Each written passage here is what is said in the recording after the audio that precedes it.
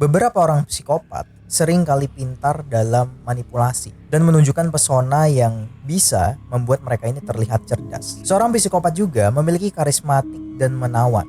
Mereka menggunakan pesona ini untuk memanipulasi dan mendapatkan kepercayaan dari orang lain. Kasus kali ini ada sangkut pautnya dengan seorang psikopat yang sangat karismatik dan juga merupakan seorang penemu sekaligus seorang pengusaha.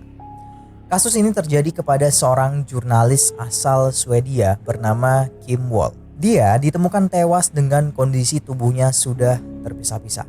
Bagian tubuh tanpa kepala Kim pertama kali ditemukan oleh seorang pengendara sepeda di sebuah pantai di Denmark. Sementara sisanya seperti kepala, kaki, dan pakaian ditemukan oleh penyelam polisi. Jadi siapakah pembunuhnya dan siapakah Kim Wall ini sebenarnya? Mari kita bahas di video kali ini.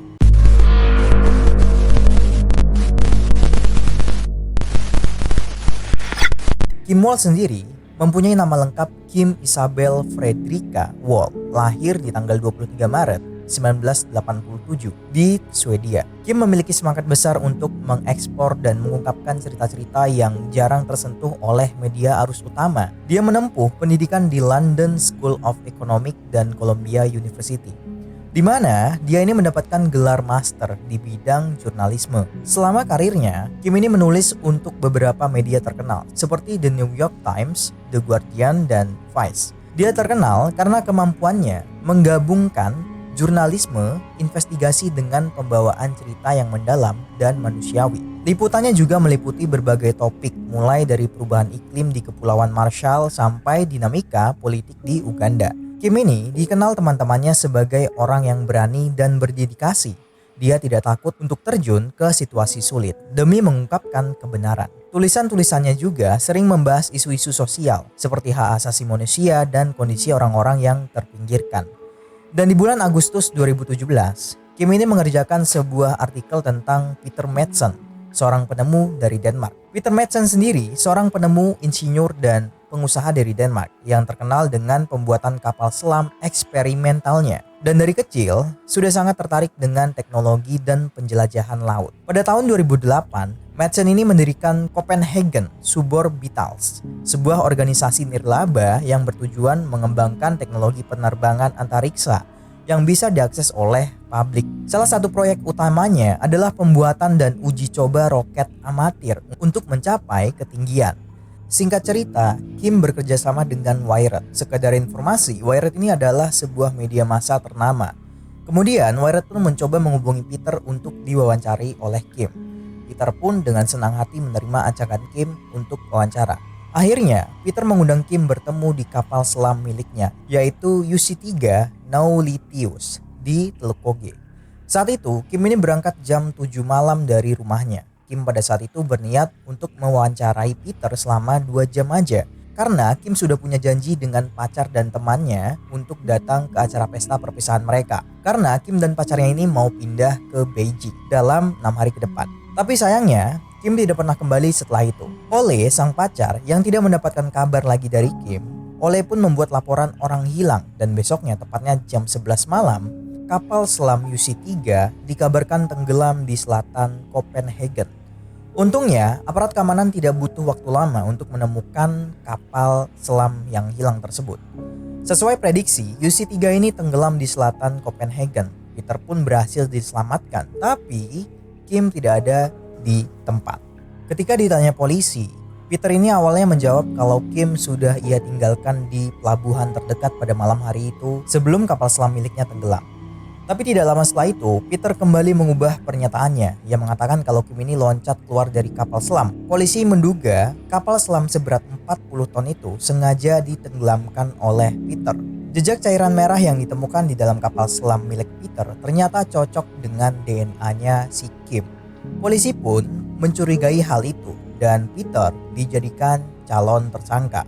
Dan pada tanggal 21 Agustus 2017, seorang pesepeda menemukan potongan tubuh bagian perut di pantai dekat Koge Bay. Bagian tubuh itu diikat dengan sebuah metal atau seperti alat pemberat. Polisi mengatakan kalau tubuh itu sengaja diikat oleh pemberat supaya tubuh itu tidak mengambang.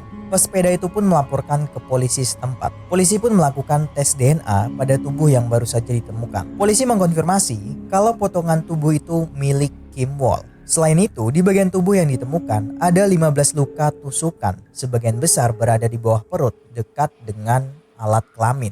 Polisi menduga kalau tusukan itu sengaja dibuat dan bertujuan supaya gas atau udara yang ada di dalam perut bisa keluar dan tenggelam ke dasar laut.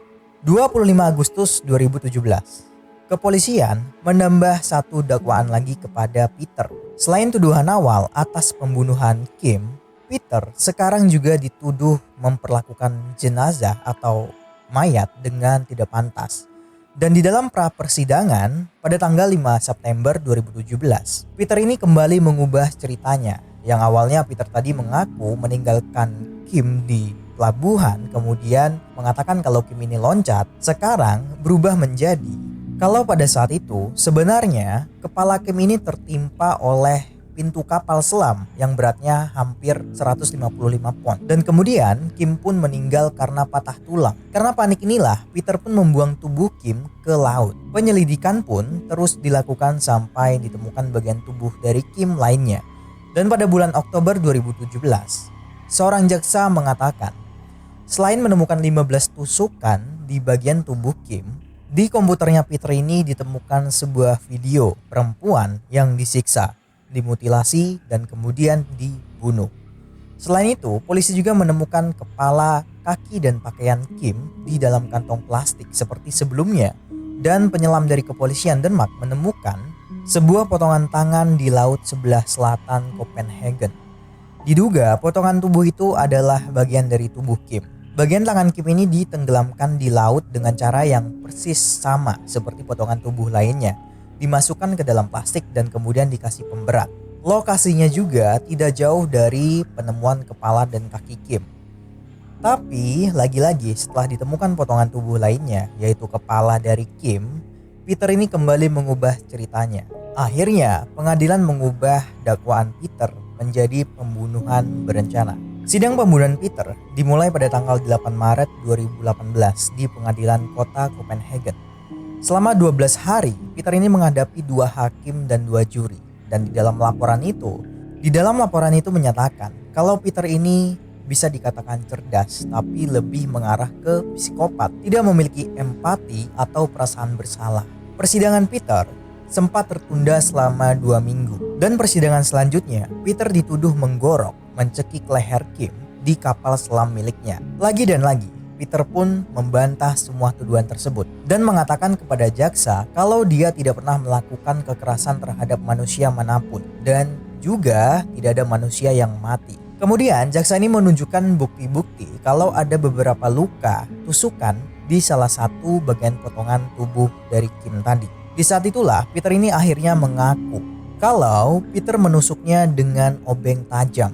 Hal itu dilakukan supaya potongan tubuh Kim ini tenggelam sepenuhnya. Bahkan Peter ini mengatakan kalau dia menikamnya setelah melepas pakaiannya atau ya beradegan intim lah. Lebih tepatnya memperkaos. Kemudian ia memenggal kepalanya dan memasukkannya ke dalam kantong plastik. Dan akhir dari persidangannya tanggal 23 April 2018, jaksa mengatakan bahwa kemungkinan Kim ini diikat dengan stokingnya sendiri sebelum Peter ini menusuknya. Sementara pengacara Peter pada saat itu mengatakan kalau semua tuduhan itu tidak berdasar dan tidak ada bukti. Jaksa menuntut Peter ini dipenjara seumur hidup, sementara kuasa hukum Peter mengatakan kalau Peter ini harusnya cuma dihukum selama 6 bulan karena memutilasi tubuh Kim. Dan pada akhirnya juga Peter dijatuhi hukuman penjara seumur hidup atas pembunuhan dan mutilasi Kim Wall. Sementara Peter tidak menyerah, dia menyatakan akan mengajukan banding atas hukuman penjara seumur hidup. Jadi kurang lebih begitulah kasus dari Kim Wall ini yang dimutilasi di kapal selam oleh seorang psikopat. Padahal psikopat ini cerdas, kaya, pengusaha, karismatik lagi. Kalau ada salah kata ataupun kata yang kurang pas dan juga informasi yang miss atau yang kurang bisa kalian tambahin di kolom komentar. Terima kasih sudah menonton video ini.